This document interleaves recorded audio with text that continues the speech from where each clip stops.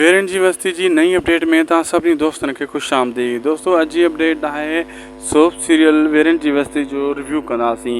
हिन वीडियो खे आख़िर ताईं ॾिसंदा। अॼु जी अपडेट हिकु ज़बरदस्त धमाकेदार थियण वारी आहे। दोस्तों तव्हां ॾिठो त वेरन जी बस्ती ड्रामे में हाणे जेको हशर थियो आहे शिरोद खान जो, चवंदा आहिनि जहिड़ी करणी तहिड़ी भरणी। हाणे उन सां इहो नौकिरनि वारो हशर हलंदो रहंदो ऐं जॾहिं हुनखे वारो मिलंदो, मौक़ो मिलंदो ऐं होॾां बेजार खान जॾहिं हुनखे सपोर्ट ॾींदो त इहो शिरोद जेको आहे शामिर सां अटैक करण जी कोशिशि कंदो, उन खां बदिलो वठण जी ऐं पंहिंजी जान छॾण जी कोशिशि कंदो ऐं हितां निकिरण जी कोशिशि ज़रूरु कंदो। लेकिन शामिर बि घटि न आहे, हुनखे बि ख़बर आहे हू बि हिकु शातिर माण्हू आहे त हिनखे मौक़ो न आहे ॾियणो। कुझु किस्तनि ताईं कमु ईअं हलंदो, पोइ नेठि शिरोज खान जेको आहे इहा पंहिंजी औकात ज़रूरु ॾेखारींदो।